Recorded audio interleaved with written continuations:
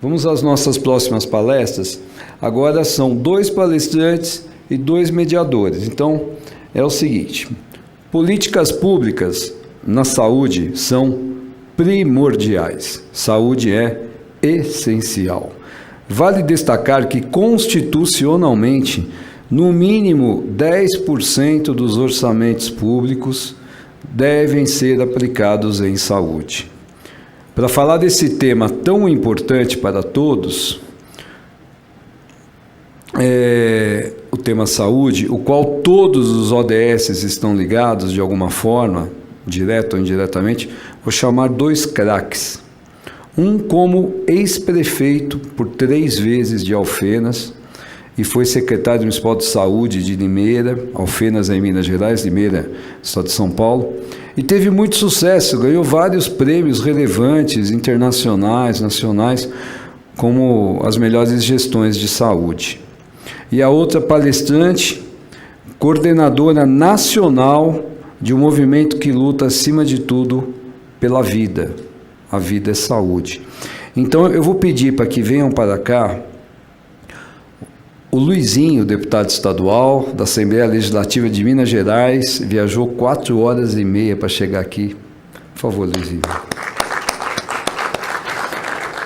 Que vem aqui também a Fátima Franco, formada em Gestão Estratégica pela FAAP, coordenadora nacional do Movimento Nacional pelos ODS. A Paula Machado, cadê a Paula? Oi, Paula. Nossa coordenadora do GT Saúde da Abrapes, e a Fátima Cristina Palmieri. Eu preciso te ajudar, Fátima, dá para chegar? Que é a coordenadora municipal do Movimento Nacional pelos ODS, engenheira civil, a Cris Palmieri. Por favor. O Luizinho fala primeiro, vocês 3 sentem-se ali do lado. Vamos lá, plaquinha, é muita coisa. Estou ficando velho. Você fala primeiro, deputado. Obrigado. Bom dia a todas e a todos. Agradecer imensamente pelo convite. Teu nome, deixa eu não vou nominar mais ninguém para economizar tempo, viu? Mas em teu nome, agradecer a todos pelo convite, parabenizar os que estão aqui. Penso que seja importante o debate, é importante a gente ver, conhecer. Eu faço um esforço muito grande de podermos conhecer experiências novas, né? Experiências bem-sucedidas. Eu vi um debate no MST, na CPI do MST lá na Câmara, que o Zé Geraldo, um professor da UNB, ele diz que as pessoas têm que visualizar para formar no cognitivo, senão não se forma, não se fotografa no cognitivo. Aí até contou uma passagem do livro do Otávio Paz, que escreveu O Labirinto da Solidão, lá, que escreveu a história do povo mexicano, que os indígenas, quando as caravelas chegaram, eles não enxergaram as caravelas, porque não formavam no cognitivo. Então é preciso a gente fotografar, ver para formar. De ouvir falar, a gente não forma. Então eu gosto de ver. Eu fiz uma pequena apresentação aqui. Eu já fui, né, como disse aqui, tenho as experiências fui vereador também, 2 vezes, prefeito, e também agora na condição de deputado temos algumas experiências para a gente compartilhar um pouco aqui. Passar rapidamente algumas questões aqui, para depois eu falar um pouquinho sobre as nossas experiências conceituais, vamos dizer assim, na administração. Pode passar, por favor? Pode passar, isso aqui já... pode passar também. Uma das experiências que nós tivemos foi, o prêmio que nós ganhamos, foi de redução da mortalidade infantil. Na época, nós conseguimos ter uma experiência bem sucedida de um programa que nós criamos. Pode passar? Pode passar? Foi até a presidenta Dilma que nos entregou. E esse programa, gostaria de falar um pouquinho sobre ele, porque é uma questão conceitual. Sempre você pensa na gravidez, na gravidez como uma questão de saúde apenas, de assistência à saúde. E o que mata, de fato, é as condições de vida, né? Não é a falta apenas de assistência à saúde. Então, nós criamos um programa que interligou ação social, moradia, saúde e educação. Então, um programa integrado, tinha até o carro do gabinete, que quando eu assumi lá, a gente passou o carro do gabinete, que é um carro chique, para o programa. E as mulheres, então, quando estavam grávidas no PSF, você pergunta as questões sociais, se tem água em casa, se tem alimento, se as crianças estão na creche. E não estando, você coloca as crianças na creche com prioridade, reforma uma casa, faz assistência social, faz habitação e faz a saúde também. Então, você passa a perguntar questões sociais. Foi o que fez a mortalidade infantil despencar. Porque a gravidez não é uma doença, é um processo natural. O que mata é a violência em casa, a falta de água, a falta de alimentos. O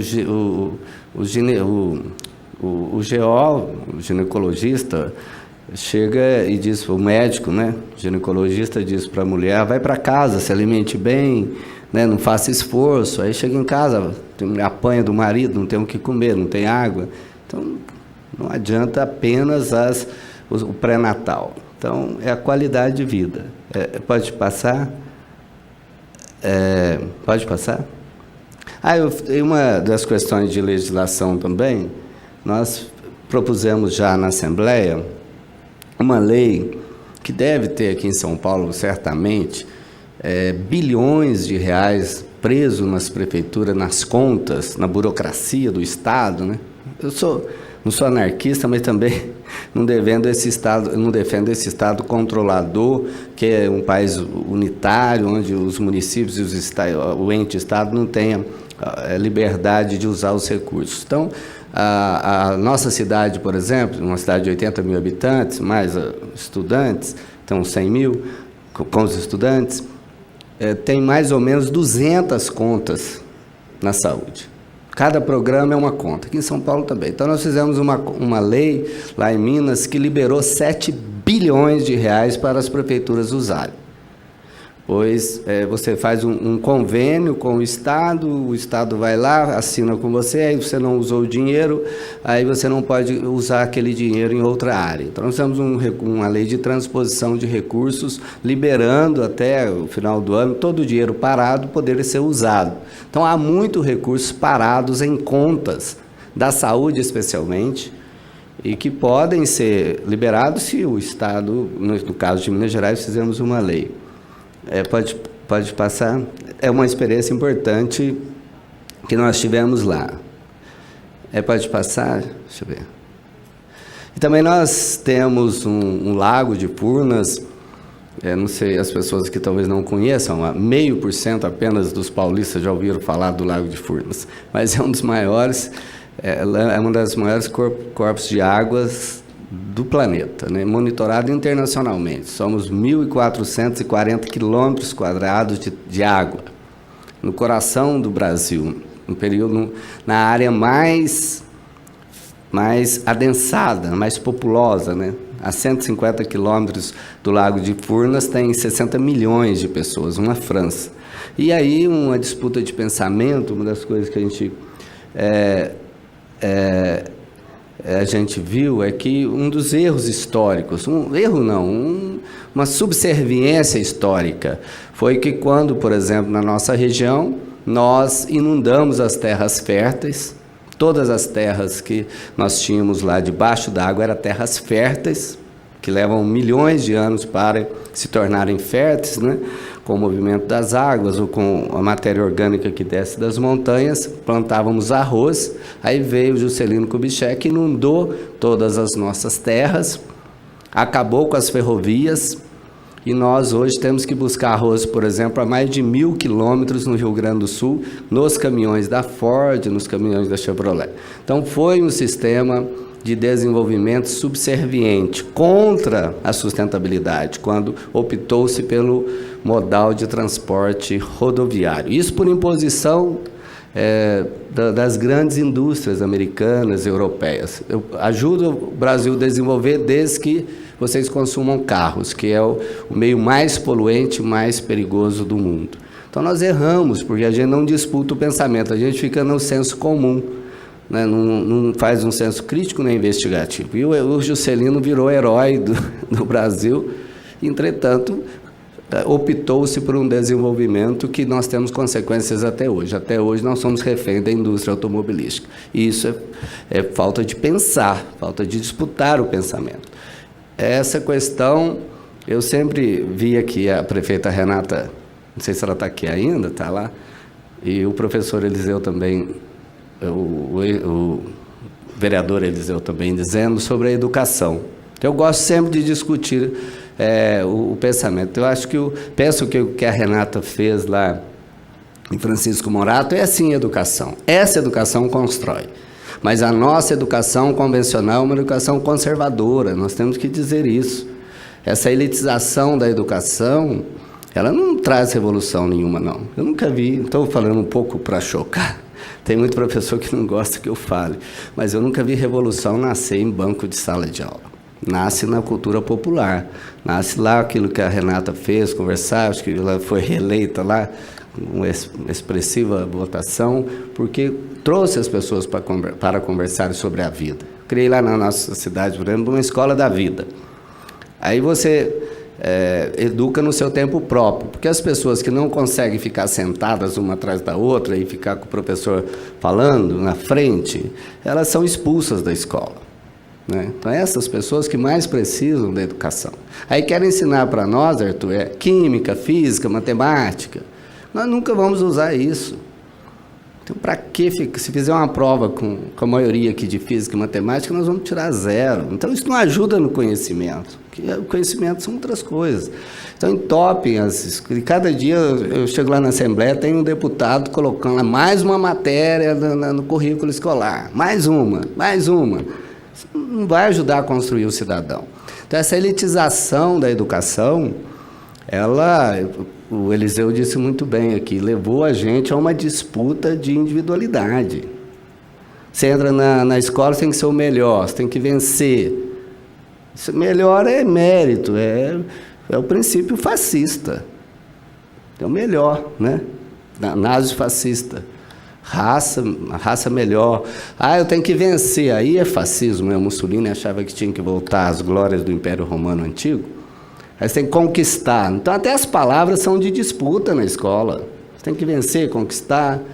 Foucault diz que a escola parece um hospício, eu acho que parece uma prisão.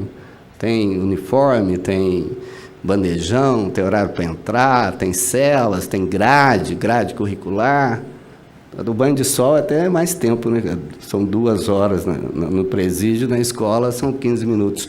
Então, essa educação nós temos que disputar, e que tipo de educação? Não adianta ficar enchendo o país de escolas, de prédios, se não discutir o pensamento. Esse extremismo que nós vimos, não é de esquerda ou direita, extremismo, preconceito, racismo, formou-se nos bancos da nossa escola. Esses jovens, lá em Minas tem um deputado que teve 1,5 milhão de votos. 1,5 milhão, super extremista.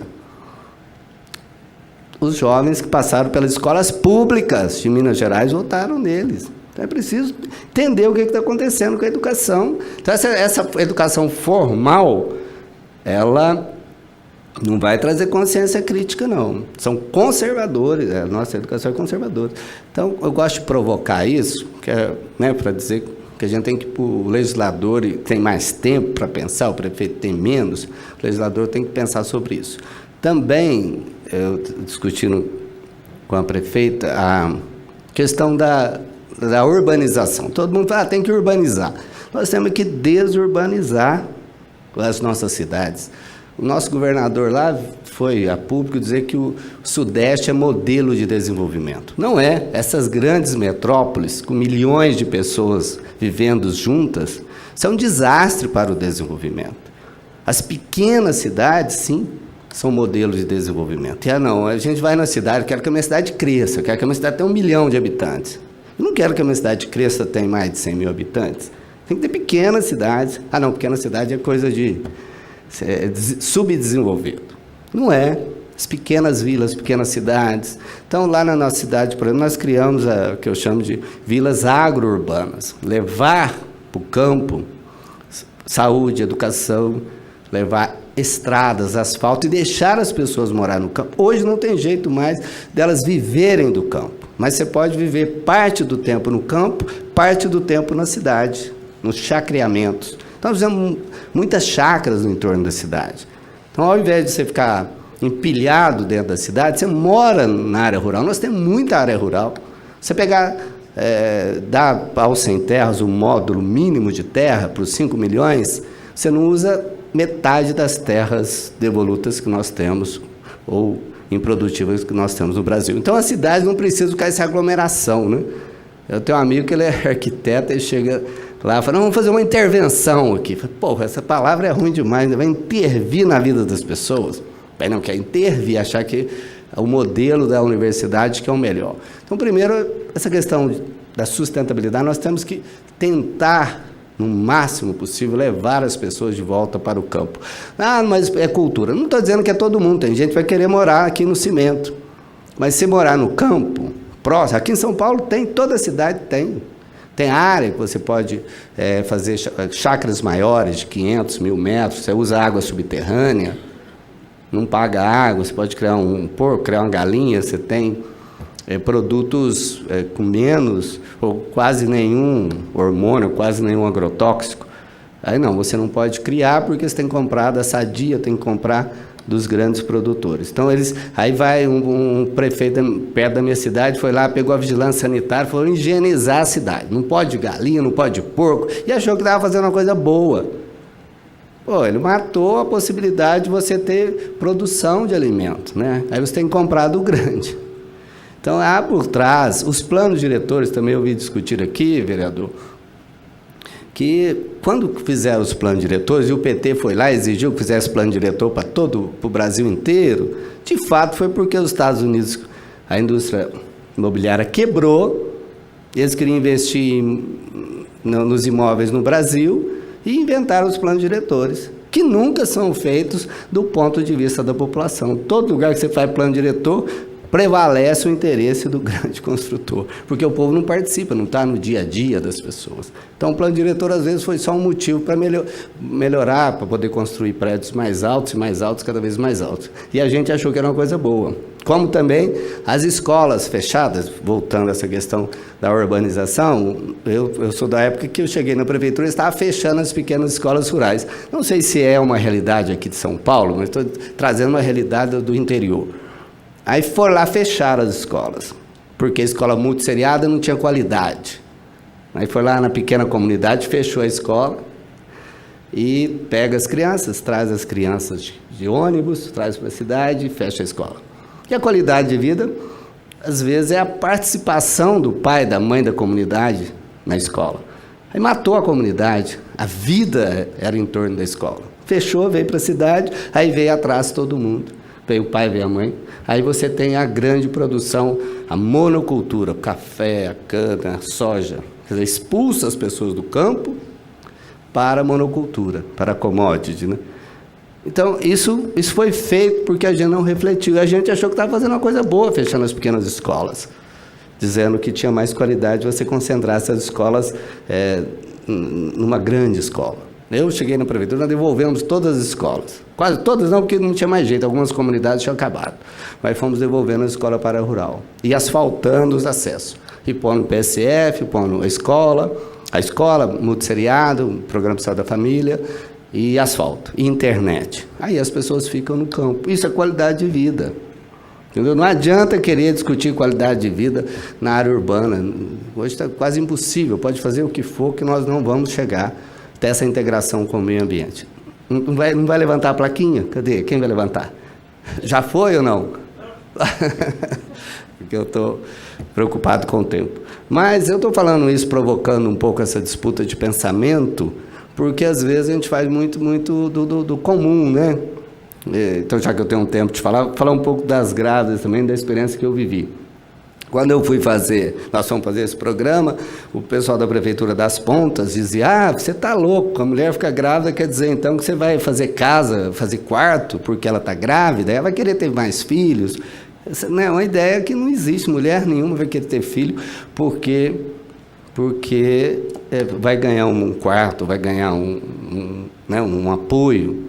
Mas é o senso comum, né? Quando você investiga, não é fato. E aí eu sou de um partido de esquerda, e o meu pessoal falava isso, né? A secretária de Fazenda ficava louca quando punha as grávidas, apanhando o marido, põe no hotel, você está lá, põe no hotel, não tem onde pôr, põe no hotel, até ter o filho, depois cuida mais 5 anos. Ah, mas não é possível e tal. Então, essa falta de aprofundar esse preconceito também, esse individualismo, que a gente precisa também, na administração pública, repensar, né? Quando nós criamos o programa, eu vi muitos casos de amigos nossos, amigas minhas que atendem na ponta, chega uma mulher grávida, mulher às vezes pobre, tem 5 filhos, primeira pergunta que o atendente fala, você não tem vergonha, não? Você arrumou outro filho? Agora vai te castrar, viu? Vai fazer ligadura de trompas. Poxa vida, a mulher está grávida, sensível. Não é hora de falar de planejamento familiar para uma criança que está vindo ao mundo. Está indesejada já, antes de vir ao mundo. Mas essa é uma realidade. Como que tem sustentabilidade se não discutir esse conceito? Entendeu? É preciso repensar. Né? A mulher chega grávida, pode ter 10 filhos, 15 filhos. Fala, que bom que você está grávida. Como vai chamar? Já tem nome para o neném?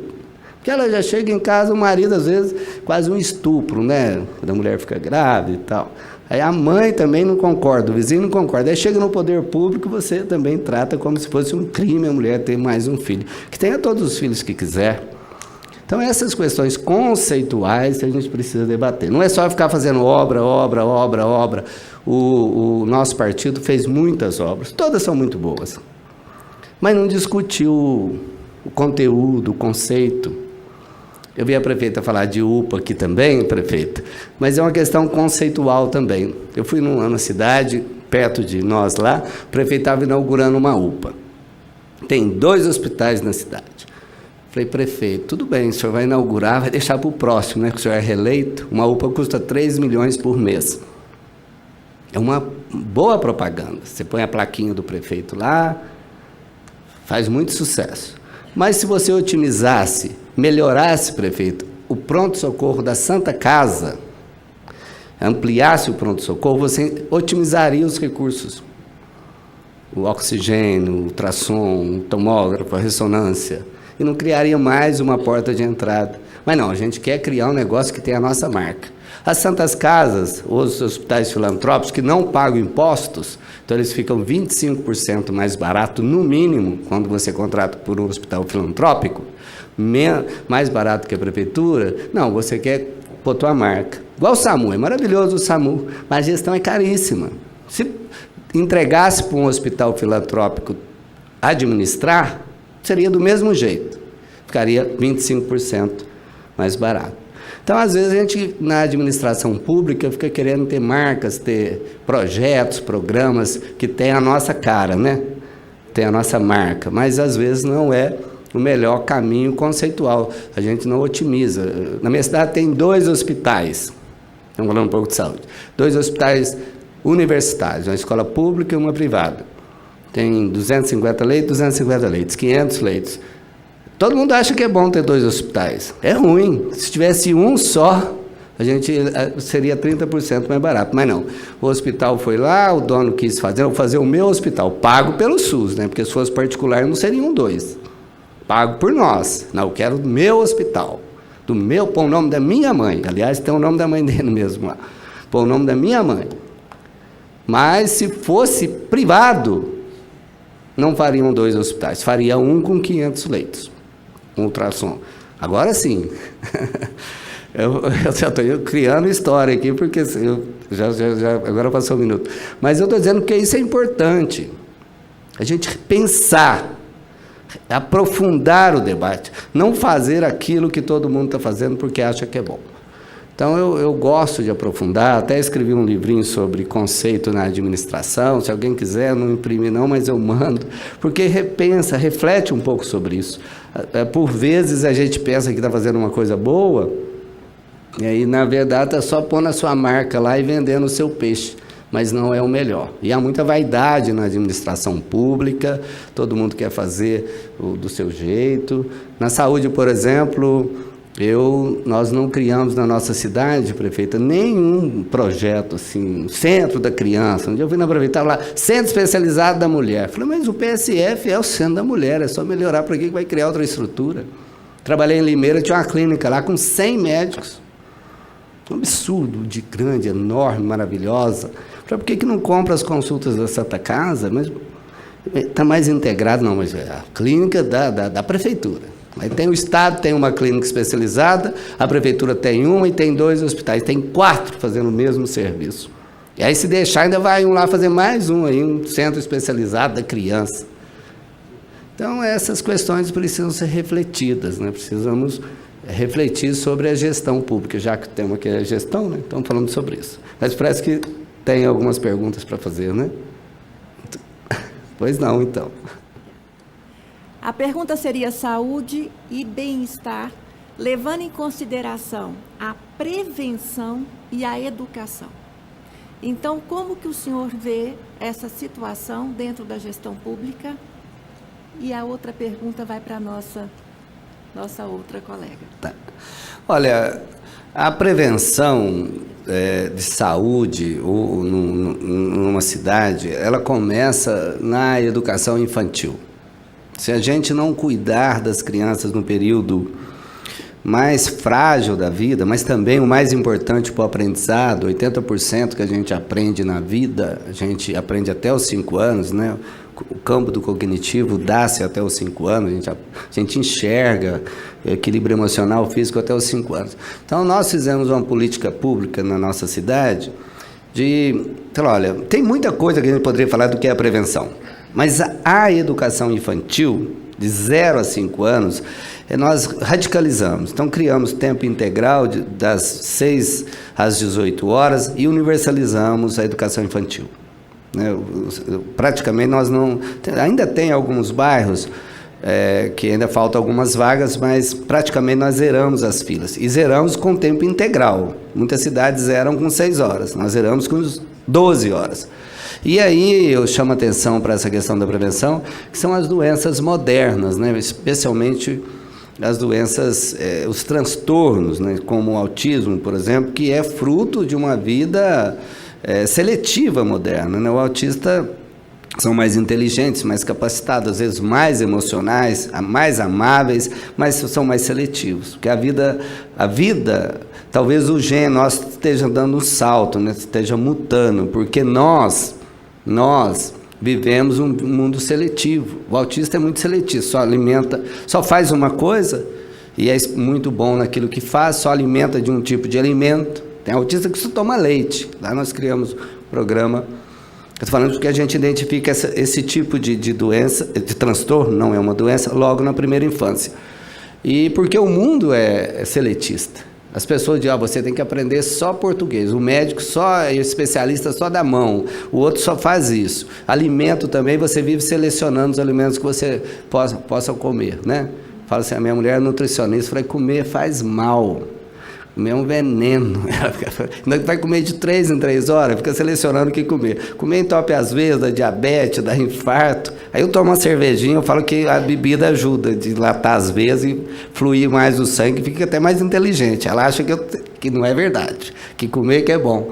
E às vezes a comida, né, essa coisa de seleção, talvez o gene, que, quando encontra no presente o histórico do passado, a necessidade do futuro, o gene evolui. Então, na educação infantil, você pode prevenir rapidamente, porque 10, 15 anos, as questões de saúde, identificando, por exemplo, os transtornos, cuidando das crianças. Então, você vai criar uma nova geração, mas não pode ser essa educação infantil, como eu disse, que parece uma prisãozinha. Os professores que estão aqui têm que refletir sobre isso. Nós temos na educação infantil, prefeita, 5 séries que eles dividem as crianças. Maternal 1, 2, 3, prédio 4, prédio 5. Você divide as crianças. Série vem de produção em série, né? Como se fosse um carro a ser produzido. Tem criança que tem o irmãozinho de 1 ano, que eles chamam de berçário. Nós tiramos os berços, as crianças ficam no chão e são misturadas. E tem um irmãozinho de 4. Um não vê o outro o dia todo. Ainda tem lá na nossa cidade, porque é difícil você mudar. E você cria, parece uma coisa que é absurda, mas você cria uma dependência de quem pode mais. O professor, em nome do Estado, vai lá dar o alimento, dá a comida, ensina. Então, a pessoa cresce no período mais fértil da vida, aprendendo que o mais forte, o mais sábio, que vai mandar nele. Enquanto quando você mistura as crianças, o de 4 cuida do de 1. Aí você cria solidariedade, cria sentimento de cuidar, de coletividade, como disse aqui o nosso vereador com muita propriedade, que quando nós evoluímos, desde que nós descemos das árvores e caminhamos 7 milhões de anos aproximadamente até chegar na civilização, que é na Mesopotâmia, né, entre os rios Eufrates e Tigres, no crescente fértil, que nós paramos há 10 mil anos. 1% da nossa existência é civilizatório, é parado. O resto é nômade, pequenos grupos, que todos cuidavam de todos. E não, aí você acha que a civilização é bom, a civilização é ruim. Bom é ser nômade, ter pequenos grupos, ter a mata para você viver. Ah, mas é doença, agora tem remédio. Não, primeiro produziu a doença, depois produzir o remédio. As doenças vêm das águas paradas, do acúmulo de alimentos, animais peçonhentos, as pandemias vêm de gente morando junto, vêm de gente acumulando alimentos e água parada. As doenças vêm de antes, não tinham doença, não tinha remédio, não tinha doença também. Então, essa questão das creches, de viver, separar as crianças, vai deixar o mundo doente.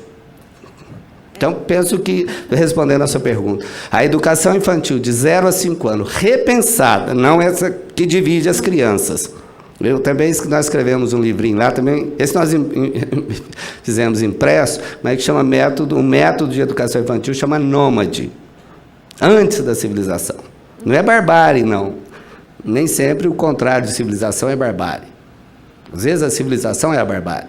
Né? Estou dizendo antes da civilização. Antes de 10 mil anos, a gente vivia em pequenos grupos, caminhantes, né? Caçava, pescava e coletava. Tanto que quando você quer ser feliz, você faz churrasco, que é caça, pesca ou vai no shopping, vai coletar. Tanto que toda vez que você quer ser feliz, você volta ao seu estado nômade, antes da civilização.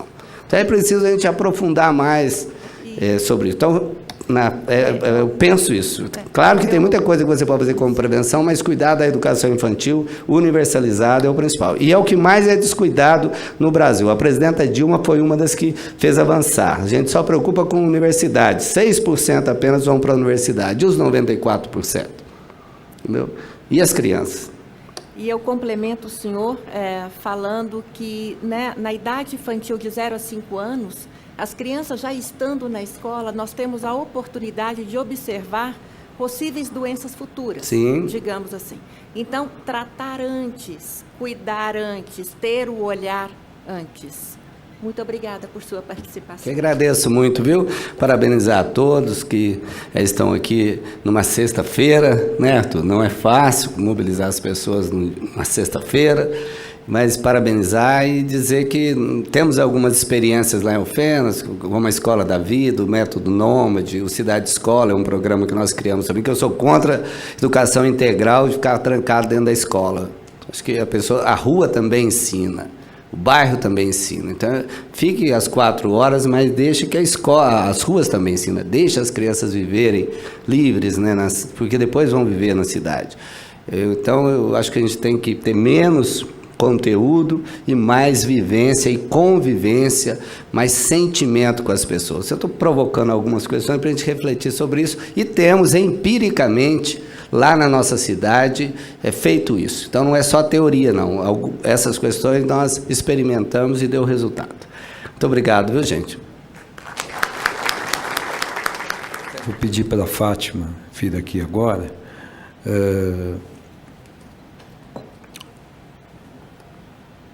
O tempo é seu.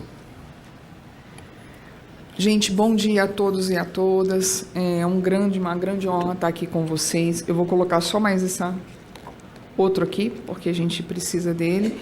E eu gostaria de parabenizar a Abraps, né, na figura do Marcos, a oportunidade de estar aqui junto com vocês, de acordo com o Arthur, e agradecer a todos pela presença aqui hoje. tá? E só fazer uma correção, eu sou coordenadora estadual junto com a Nina e faço parte do Conselho da Nacional e sou coordenadora municipal também junto com a Cris, tá?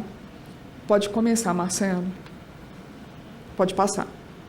Então, isso daí é a marcação, né, da assinatura na ONU, né, no dia 25 de setembro, né, que foi quando exatamente mudou a passagem dos ODMs para os ODS. Pode passar. Aí agora fala, né, o que são os 5 P's, a gente está com a mandala ali: prosperidade, pessoas, planeta, parcerias e paz, né? A universalidade, a integridade e indivisibilidade. Por que a gente faz questão de colocar os ODS? Para mostrar que ele é indivisível, inseparável, né? É uma agenda integrada, tá? E a apropriação nacional em enfoques baseados nos direitos humanos. Pode passar, Marcelo? O Movimento Nacional ODS, ele é um movimento constituído por voluntários, somos apartidários e ecumênicos, plural e ecumênicos. Os ODS estão entre as ações institucionais mais importantes para a humanidade: solidariedade, transparência, cidadania, cooperação. Nossa missão: mobilizar e articular todos os setores da sociedade. A articulação é trazer signatários para nós e mobilizarmos o máximo de pessoas possíveis. Afinal de contas, essa é uma agenda de todos, não é uma agenda minha, não é uma agenda dele, é uma agenda de todos nós. Isso, aí nós temos todos os ODS, né? A erradicação da pobreza, fome zero, agricultura sustentável, saúde e bem-estar, que é a nossa pauta agora, educação de qualidade, igualdade de gênero, água potável e saneamento. Pode passar, Marcelo? Energia acessível e limpa, trabalho decente e crescimento econômico, indústria, inovação e infraestrutura, redução das desigualdades, cidades e comunidades sustentáveis, consumo e produção responsáveis. Pode passar, Marcelo? Ação contra a mudança global do clima, vida na água, vida terrestre, paz, justiça, instituições subeficazes, parcerias e meios de implementação. Só para lembrar que nós estamos na década dos oceanos, tá? Aí aqui são vocês, né? Qual que é a proposta? Reunir profissionais diversos para promover desenvolvimento sustentável para organizações e para a sociedade, nas dimensões que vocês já mostraram aqui. Pode passar, Marcelo? Aí agora a gente tem o que é o setor público e o que é o setor privado. Conhecer o setor público, conhecer situações e indicadores do Estado e município. Setor privado, conhecer a Agenda 2030, analisando as interrelações com o seu negócio. O que acontece? Não adianta a gente querer trabalhar sozinho e não adianta cobrar só dos prefeitos, do funcionário público, dos vereadores. A gente tem que estar junto, o munícipe tem que estar junto, nós, como sociedade civil, temos que estar junto porque é uma pauta de todos. Marcelo, o que você tem ali? Para incorporar os ODS, você tem o PPA, o LDO, o LOA, são os equipamentos que a gente tem para poder incorporar os ODS no setor público. No setor privado, o que você tem? Você tem na estratégia, que é o que a Abrap está fazendo, trazendo gestores que estão com a pauta de sustentabilidade em suas empresas, enraizados dentro deles, né? Instituir comitês, o comitê ODS com participação das secretarias. É o que está acontecendo hoje no município de São Paulo. Nós temos o comitê ODS e estamos trabalhando com isso. E o que o setor privado faz? Considerar os ODS em seus indicadores nos investimentos sociais, decidindo por ações transformadoras. Então, mentes diferentes, pensando juntas, acham ações e resultados diferentes, certo? Mobilizar recursos considerando, inclusive, políticas e programas existentes. Monitorar trabalhos dando uma ampla divulgação aos resultados, fazendo avaliações periódicas para melhoria e estratégias de resultados. Monitorar e divulgar os resultados, fazer avaliações periódicas e melhoria de estratégias de resultados. Então, assim, no fundo, a gente está trabalhando do mesmo jeito, mas a gente precisa trabalhar junto e pensar junto. Pode passar, Marcelo. Passou, tá. Conhecer os ODS e refletir as correlações existentes entre as missões e missão e instituição. Instituições de ensino, analisar e disseminar a Agenda 2030 junto à comunidade inteira e demais partes interessadas. Conhecer as situações e indicadores relacionados às metas, definindo o plano de ação em sintonia com as necessidades e oportunidades. Conhecer a situação dos indicadores, definindo prioridades relacionadas com o currículo e aprendizagem. Então, o terceiro setor e instituições de ensino trabalham juntas. Elas estão juntas. Pode passar, Marcelo. Como que a gente está aqui? Eu fiz o ODS 3. Nós temos todos. Reduzir a mortalidade materna. Aí eu vou ler daqui. Reduzir a mortalidade materna. Até 2030, acabar com as mortes evitáveis de recém-nascidos. 2030, acabar com as epidemias de AIDS, tuberculose. Reduzir a um terço da mortalidade prematura de doenças transmissíveis. Reforçar a prevenção no tratamento de abuso de substâncias. Reduzir a metade das mortes, ferimentos globais e acidentes em estradas. Assegurar o acesso universal aos serviços de saúde sexual e reprodutiva. Cobertura universal da saúde, incluindo proteção de risco financeiro. Reduzir substancialmente o número de mortes e doenças por produtos químicos perigosos. Fortalecer a implementação de convenção de quadro de controle de tabaco em todos os países. Apoiar pesquisa e desenvolvimento de vacinas e medicamentos para doenças transmissíveis. Aumentar substancialmente o financiamento de saúde e recrutamento, desenvolvimento e formação. Reforçar a capacidade de todos os países, particularmente os países em desenvolvimento, para alerta e precoce e redução dos riscos, gerenciamento de riscos nacionais e globais de saúde. Isso aqui já tinha sido escrito e a gente não tinha acontecido ainda a pandemia, tá, gente? Pode passar. Saúde como metas e outros objetivos. Gente, o ODS 3 está interligado com o 13.1, que é mudanças climáticas, reforçar a resiliência. O 16, reduzir todas as formas de violência. O 5.3, eliminar todas as práticas nocivas. O ODS 6, que é o ODS do John, né? Todas as metas dos ODS 6. Desculpa, eu não consegui. Deve ser o ODS 11, que está bem clarinho ali, né? Que é a cidades sustentáveis. Implementação das medidas de sistema de proteção social. E, de novo, muito clarinho ali, que eu não estou conseguindo ler daqui. E lá em cima, o 5.6, acesso universal à saúde sexual e reprodutivas. Manter a diversidade genética. Obrigada, Cris. Pode passar, Marcelo. Aí aqui a gente tem as publicações da ONU sobre os ODS, as perguntas frequentes. Esse catálogo foi lançado logo em 2016, eu acho. Os processos de implementação dos ODS, o papel do parlamento em implementação dos ODS, a educação dos ODS, o roteiro de localização dos ODS. Então, tudo que a gente tem de publicação está no nosso site, está no site do PNUD e da ONU. Pode passar, Marcelo. Aí a gente tem o Tribunal de Contas, o Pacto Global e IBGE. Aí, qual é o pacto? Que é o IEGM e o IEGE, que é do Tribunal de Contas, que hoje é onde é medido por essa medição, que é isso que a Renata falou, né? Por isso que ela está sendo cobrada nos municípios, por esses indicadores. A redução, o ODS, como que faz? O IBGE fala, o ODS explica, então ele fala, cada um dos ODS explica exatamente como cada um é, e são os outros que a gente tem ali também. Pode passar. Quais são os benefícios de incorporação dos ODS no âmbito local?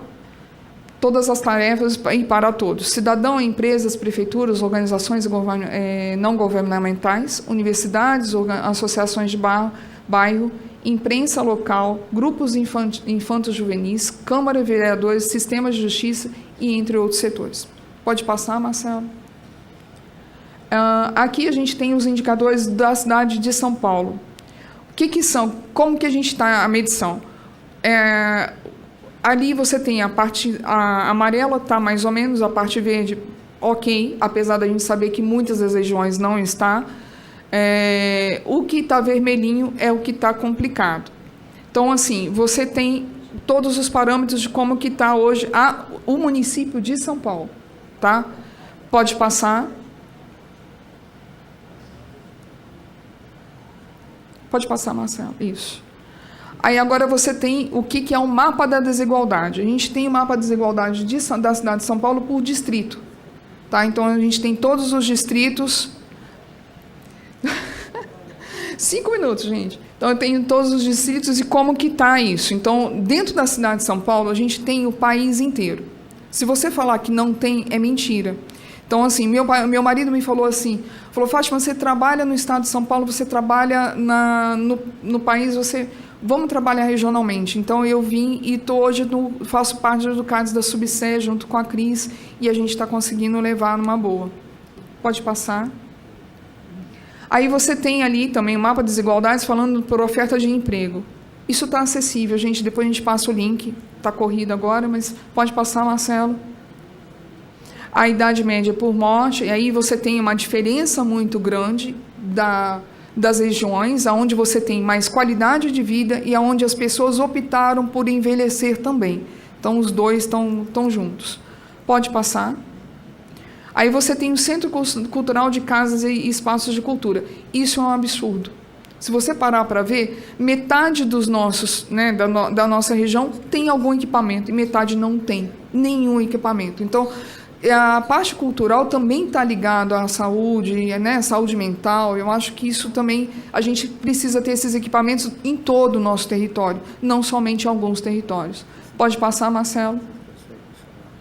Aí agora a gente tem a agenda municipal com uma paz e tudo que você tem ali na questão das diferenças, o que a gente tem. Tem Vivo Verde, como que a gente está atuando no município, como a gente atua no estado. Pode passar? Aí aqui a gente teve, em 19 de março de 2019, a assinatura do decreto. E depois você tem as ações. Ali o pessoal participando do PPA, tem o voluntariado da Sabesp. Pode passar? Aí temos exemplos de aplicação. Aí são os doutores na rua participando com a gente fez uma capacitação com eles, e eles atuando na rua, que são o pessoal do Bom Par. Pode passar?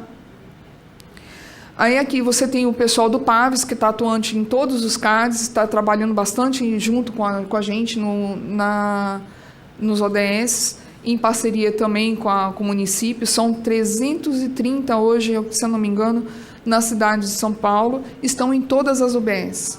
Pode passar. Hoje você tem as boas práticas, a gente tem a doutora Albertina Takiuti, que é um caso na Secretaria da Adolescente, muito atuante com a gente. Temos a virada feminina e o nosso lema, que é não deixar ninguém para trás e sempre tentar incluir. Pode passar. Aqui foi a gente está desde acho que da primeira edição do Caminhão Conhecendo os ODS, e na Virada Sustentável também a gente sempre tenta participar junto com eles. Nós, efetivamente, sempre incentivando os nossos núcleos a participarem. Pode passar, Marcelo?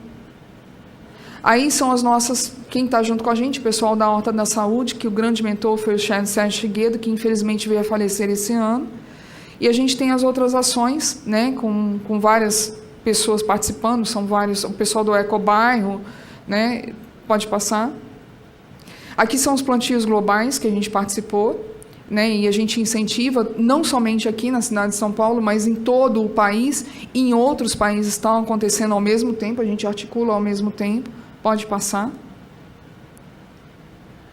Também são as boas práticas, o pessoal de Itatiba também, que vinha para fazer o plantio global conosco aqui, e agora estão fazendo deles.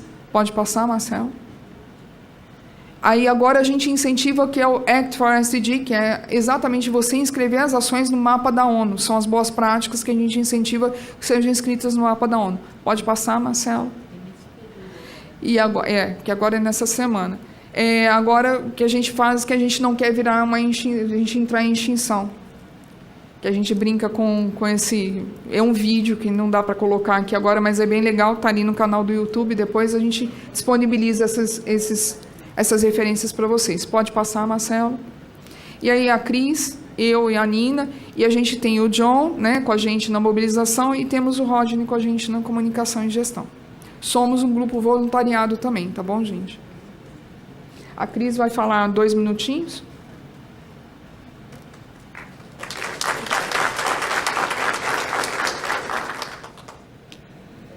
Bom dia, né, a todos e a todas, agradecer, né, a oportunidade da gente estar aqui, porque essa agenda é uma agenda global, vou ser muito breve por causa do horário, tem bastante pessoas ainda para falar, contribuir, né? Dizer o seguinte, a cidade de São Paulo, ela é uma referência, e ela precisa ser referência para as coisas boas, né? Então a gente tem que ter essa visão sistêmica e holística, tudo tem a ver com tudo e com todo. Então esse processo de voluntariado, ele tem que estar bem claro para todos nós, e vocês aqui estão nessa jornada, né? Todos nós, que é uma jornada de solidariedade, empatia, né? De tolerância. Então vamos tornar a cidade de São Paulo, com os nossos exemplos, boas práticas, através de vários movimentos, ampliar essa rede, ampliar os movimentos, divulgar, participar, articular, porque ninguém faz nada sozinho. Nós somos esses agentes de transformação. Precisamos estar juntos.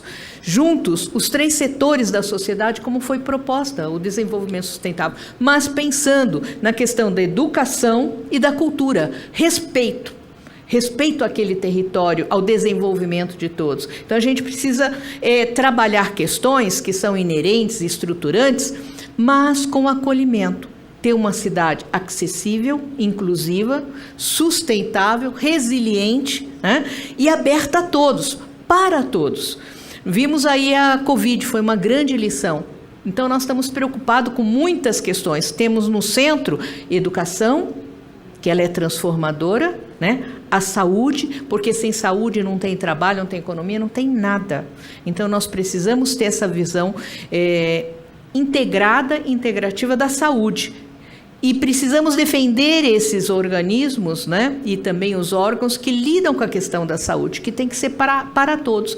Eu só estou bem na corrente se esse elo da corrente, o mais frágil, estiver forte. Aí eu formo a corrente. Na minha área, engenharia, se eu rompo um elo, eu rompi tudo. Não existe corrente. Acabou. Então a gente tem que fortalecer. E o mote da agenda é não deixar ninguém para trás. Mas não é de uma forma assim, tornar o ser invisível, é torná-lo visível. Todos nós, visíveis nessa sociedade, com carinho, com amor, acolhimento, empatia. Vimos esse exemplo na pandemia. Não podemos, no pós-pandemia, esquecer tudo isso. E com respeito. Era o que eu tinha que dizer, tá? E obrigada. Estamos juntos no movimento da cidade, que estamos trabalhando com as 32 subprefeituras, tá? Que é regional, para poder a gente avançar, né, com essa agenda. Só temos aí quase em torno de 7 anos ainda. É pouco para tudo que tem que fazer, mas ainda é uma esperança para a gente fazer grandes mudanças. Obrigada.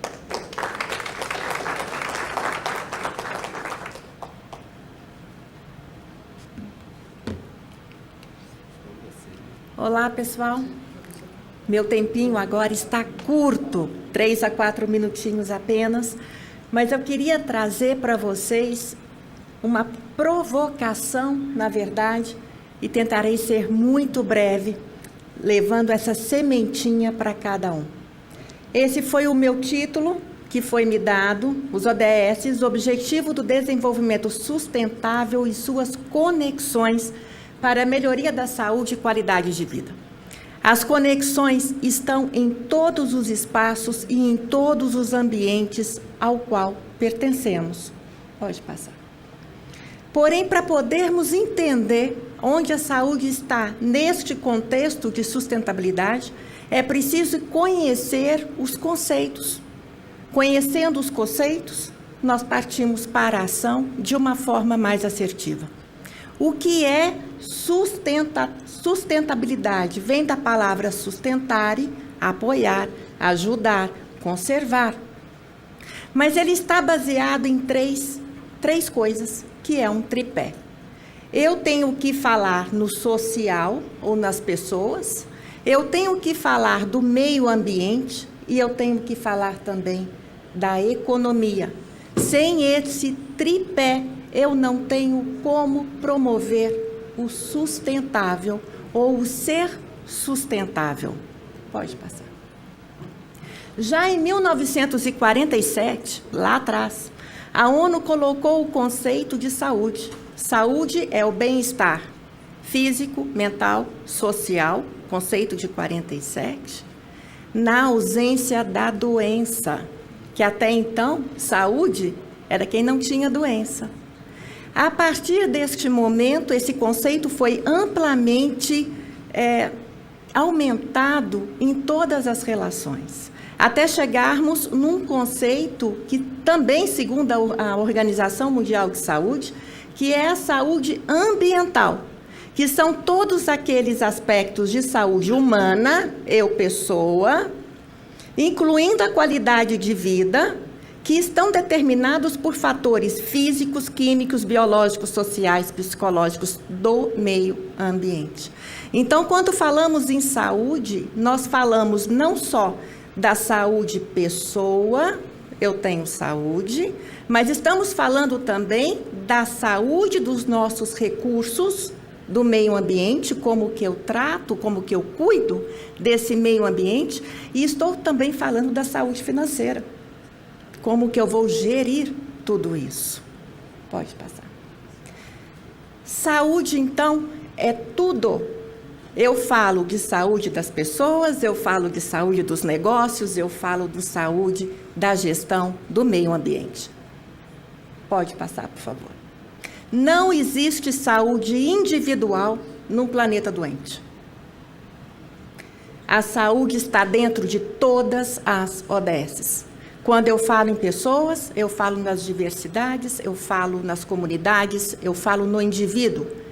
Quando eu falo no meio ambiente, eu falo do solo, da água, do ar, de tudo que está envolvido. E quando eu falo das finanças, eu estou falando das pessoas, do governo, das empresas privadas que fazem a gestão de todo esse recurso. Pode passar. Mas qual a relação entre saúde e sustentabilidade? A primeira-ministra da Noruega, em 1987, colocou: se desenvolvimento sustentável é aquele que garante as melhores condições de vida das gerações futuras, ele simplesmente não acontecerá se nossos netos e bisnetos tiverem sua saúde prejudicada por efeitos da escassez de recursos e das mudanças climáticas. Eu acredito em prevenção e educação.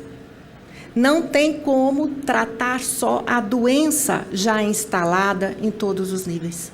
Precisamos trabalhar com prevenção. Isso é ser sustentável. Muito obrigada.